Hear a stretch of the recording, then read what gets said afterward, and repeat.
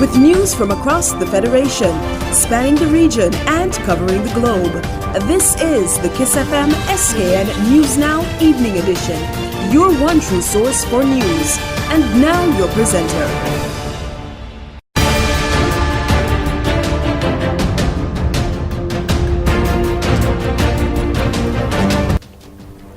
Good evening. I'm Kenny James. Today is Friday, 2nd March 2018. This is the SKN News Now Evening Edition.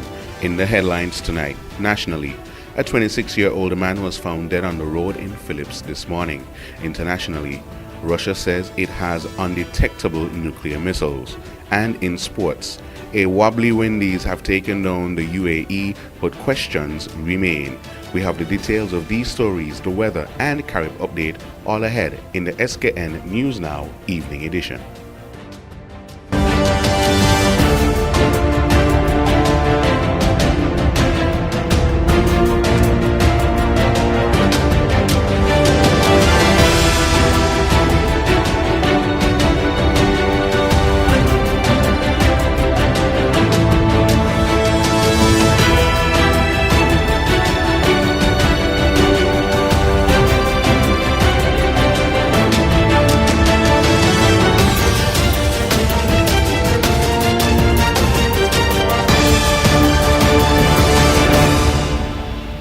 Nationally, the body of a man said to be in his 20s was discovered in the pre-dawn hours this morning in Phillips's.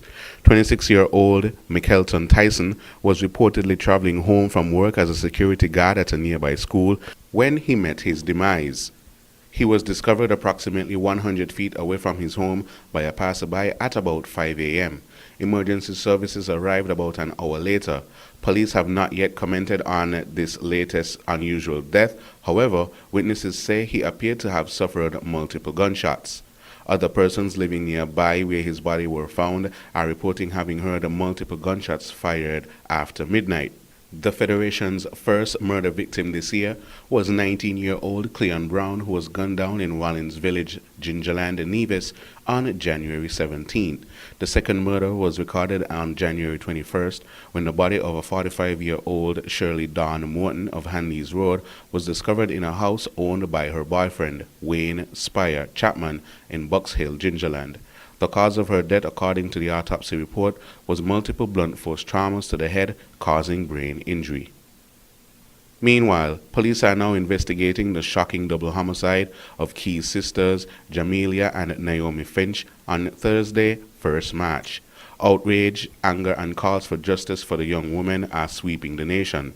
Jamelia, 21, and Naomi, 18, were allegedly killed by a man in his 30s who has been linked romantically to the younger of the sisters. Jamelia was a member of the St. Kitts and Nevis Defense Force and mother of a young child. According to police, the girls were found close to the seashore chopped to death. Both were declared dead on the scene by the district medical officer. The Ministry of Social Services, Gender Affairs and Community Development has condemned the deadly act, which they believe is the result of gender-based violence. The Department of Gender Affairs in particular is reiterating that domestic and gender-based violence are never solutions to conflict. They are urging persons to be more tolerant of each other and practice emotional maturity and exercise restraint instead of yielding to violent urges when conflicts arise. The government of St. Kitts and Nevis, led by Prime Minister Honorable Dr. Timothy Harris, is one that has created alarm and discomfort among civil servants, according to Honorable Marcella Liburd, the elected representative for constituency number 2.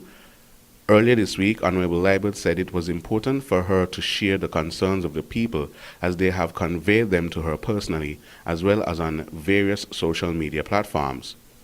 Honorable Liburd spoke to the immense pressure civil servants are feeling from the unity government due to rampant neglect, disrespect, nepotism, and victimization.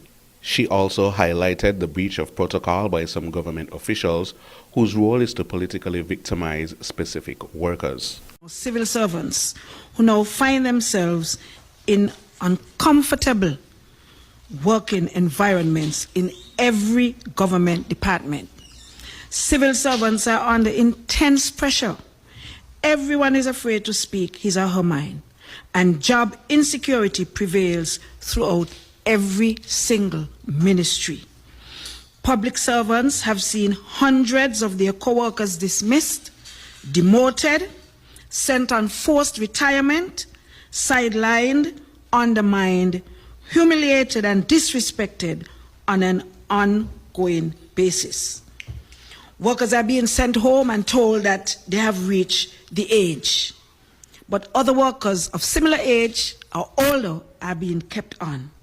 And more, some are being taken on after that age, much older than those who are being sent home, as happened in the mission in New York. Persons, family members, and close friends are being put in positions by ministers of government without any advertisement of the posts. This, is a requirement of the Public Service Act. No advertisement, no interviews. So other persons are never given an opportunity to even apply for those positions. This, as I said, is really part of the rampant and blatant politicization of the workforce. We have also seen that the Cabinet Secretary, who is carrying out Timothy Harris's instructions, she's constantly being involved in matters pertaining to workers, which she has no legal authority to be in. She has even sent workers home with no authority at all to do so. And so the permanent secretary in one ministry had to recall the workers. So embarrassed over the fact that the cabinet secretary sent these workers home, she has no legal authority to do so. Honorable Marcella went on to encourage the workers to stand up against the government as their rights and well-being depend on it. It is time for workers to stand up for their rights, and I want at this point to applaud all those workers who have instructed lawyers to protect their rights against a dictatorial regime that is trampling on the rights of workers. The third Hospitality Assured Certification Assessors Training Program, which concludes today at the Ocean Terrace Inn, has focused on 9 key steps in reaching the goal of customer satisfaction. This is according to Regional Human Resource Development Consultant at the Caribbean Tourism Organization, CTO, Sharon Banfield-Bovell. Banfield explained that the program is designed to promote business and service excellence in customer service, and that the certification course identifies the 9 key steps as customer research, customer service promise, business leadership and planning, operational planning and standards of performance, resources, training and development, service delivery, service recovery, and customer satisfaction improvement. Each, she explained, allows for a business to look at its operations in a holistic manner. Mrs. Banfield-Bovell also stressed the importance of consistency in service-based jobs and customer promises, as well as leadership planning. She said that it is critical for organizations to evaluate their organizational structures, resources, and procedures to ensure that the customer's needs can be met. The workshop is being sponsored by the Caribbean Development Bank, Caribbean Technological Consultants Services Network. The facilitation of the workshop is being undertaken by Mrs. Janice Smith-Kipps, lead facilitator, experienced HA assessor and trainer of HA assessors, and Mrs. Banfield-Bovell, co-facilitator. 21 persons from 13 countries are currently participating. These countries are Antigua, Bahamas, the British Virgin Islands, Dominica, Grenada, Guyana, Jamaica, Montserrat, host St. Kitts and Nevis, St. Lucia, St. Vincent and the Grenadines, and the Turks and Caicos Islands. Upon successful completion of the course, participants will be awarded a certificate jointly from the Caribbean Tourism Organization, headquartered in Barbados, and the Institute of Hospitality based in the United Kingdom. Hospitality Assured was created by the Institute of Hospitality specifically for the tourism and hospitality sector. The Caribbean Tourism Organization owns the license to operate the program in the region. The program promotes a culture of service and business excellence and was developed specifically for tourism and tourism-related businesses. It provides a framework for companies to look at their own operation from the customer perspective, the employee perspective, and the organizational perspective to see where improvements should be made to enhance the customer experience and to strengthen overall business performance. Stay with us. SKN News Now continues in just a moment with today's top international developments.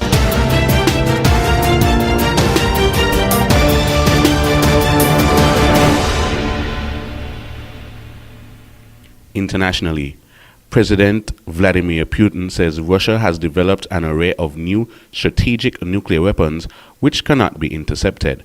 This marks a breakthrough that could dramatically boost Russia's military capability and raises concerns about a new arms race with the West. Putin showed off the weapons in his annual State of the Nation address. They include a nuclear-powered cruise missile, underwater drone, and hypersonic missile. He said the new weapons can pierce through NATO's US-led missile defense systems, rendering them useless, and according to him, putting an effective end to Western efforts to limit Russia's development. Jonah Hull reports. An hour in, and a speech that had seemed relentlessly domestic suddenly took an explosive turn.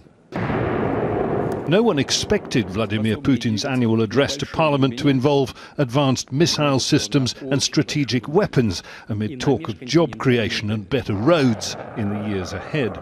It was a response, he said, to years of unchecked advances by the United States in missile defense.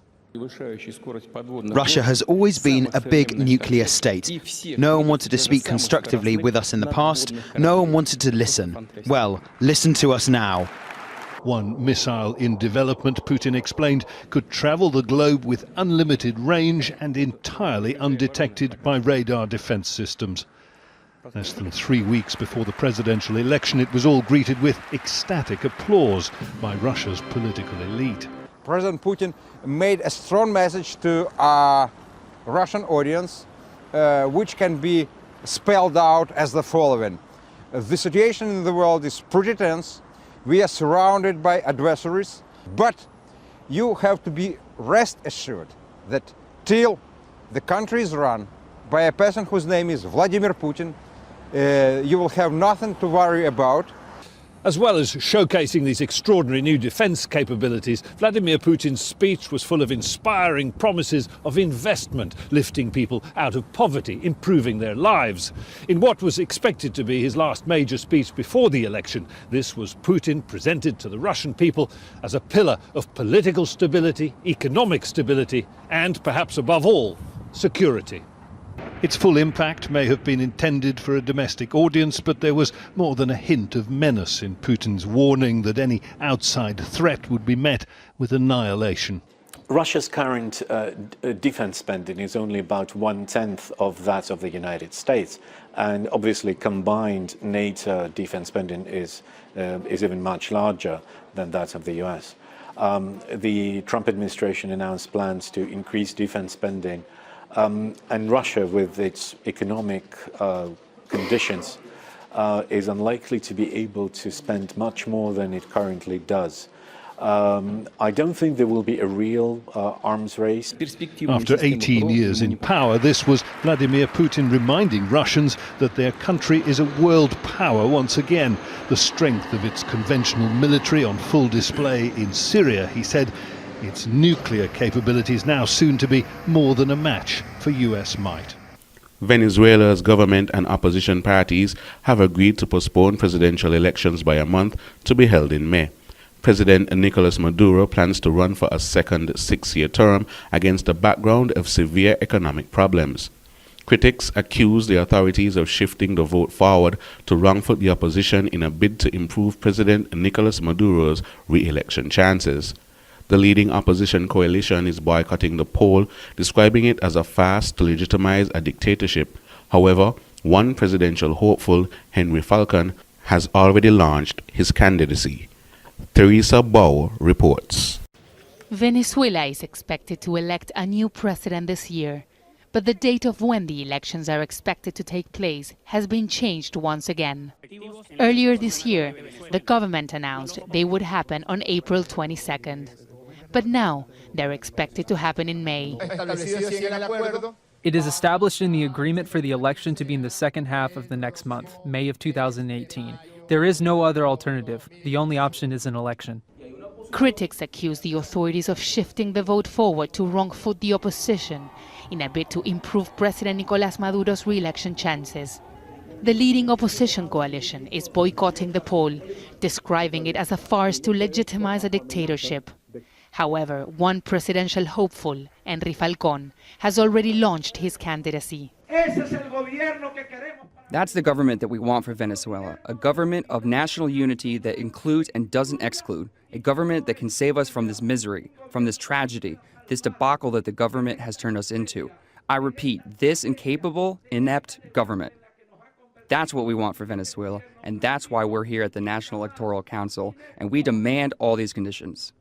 Falcón, a 56-year-old former state governor, believes he can win by taking advantage of widespread dissatisfaction with the ruling socialists over Venezuela's dire economic crisis that have millions struggling for food and medicines. Maduro's two strongest opposition rivals, among them former presidential candidate Enrique Capriles, are barred from standing. The United States is also considering imposing sanctions against Maduro's government due to what it says are unfair conditions for the presidential vote. For Venezuela, it is another attempt from the U.S. to interfere in the country, and it's vowing to hold the presidential vote in spite of the criticism from abroad.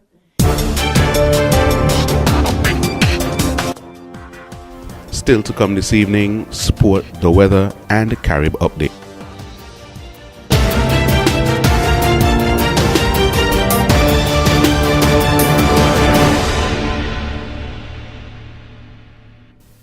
And in sports, an unconvincing West Indies needed left-arm spinner Nikita Miller's 5-wicket haul to beat Minnows United Arab Emirates by 32 runs, as their dodgy start to the ICC World Cup qualifiers continued here Thursday. Embarrassingly bundled out for 115 in the 34th over at the Harrier Sports Club, the Caribbean side rebounded to rout UAE for 83 off 29 overs and claim victory in their last of the official warm-up matches before their Group A campaign gets underway next Tuesday against the same opponents. The 35-year-old Miller bagged 5 for 20 and Simar Kemar Roach 3 for 15 as West Indies avoided another potential disaster following on from Tuesday's shock defeat to Afghanistan. Sent in, there was no sign of what was to unfold when the Caribbean side reached 81 for 3 in the 18th over. Veteran Chris Gale, who made 16, and rookie Evan Lewis 10, put on 31 for the first wicket before Shimron Hitmire, who top scored with 20, added 34 with Marlon Samuels 15 for the second wicket. The left-handed Hitmire was bowled by off-spinner Rohan Mustafa 2 for 10 in the 16th over after facing 28 balls and counting a single 4, and Samuels followed 13 deliveries later, caught at the wicket off leg spinner Imran Haider, who was the best bowler with 4 for 16. West Indies then capitulated, losing their last 7 wickets for just 34 runs, as Haider and left-arm spinner Ahmed Raza 2 for 14 ran to the middle and lower order. Sima Mohammed Naveed accounted for both openers to finish with 2 for 27. In reply, UAE were tottering early when Roach claimed the first 3 wickets to fall to leave the World Cricket League Division 2 champions on 36 for 3 in the 10th over. With a run added, Miller knocked over Chirag Suri for 1, and the Jamaican then combined with off-spinner Ashley Nurse 2 for 21 to wreck the UAE innings. Rain halted play with the UAE on 58 for 7, and the Windies clinically wiped out the tail once play resumed. Despite the victory, the performance will raise even more questions for the West Indies, especially about their batting, after they were dismissed for 110 in pursuit of a revised 140 in a rain-hit encounter against Afghanistan. West Indies will also face Papua New Guinea, Ireland and the Netherlands in the preliminaries as they bid for a spot in the Super 6 second stage of the qualifiers. The top 2 teams will qualify for the final and also secure the remaining spots at next year's ICC World Cup in England.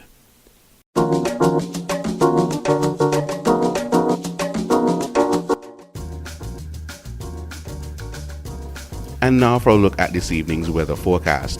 Tonight, conditions over St. Kitts and Nevis will be fair.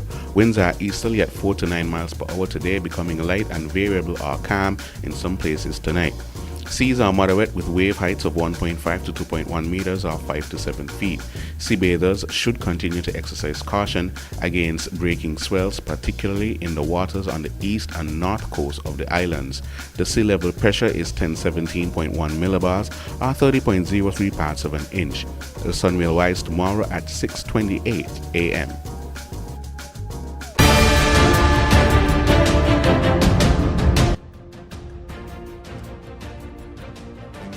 And that ends tonight's edition of the SKN News Now. Now for a recap of our top stories. Nationally, a 26-year-old man was found dead on the road in Phillips this morning.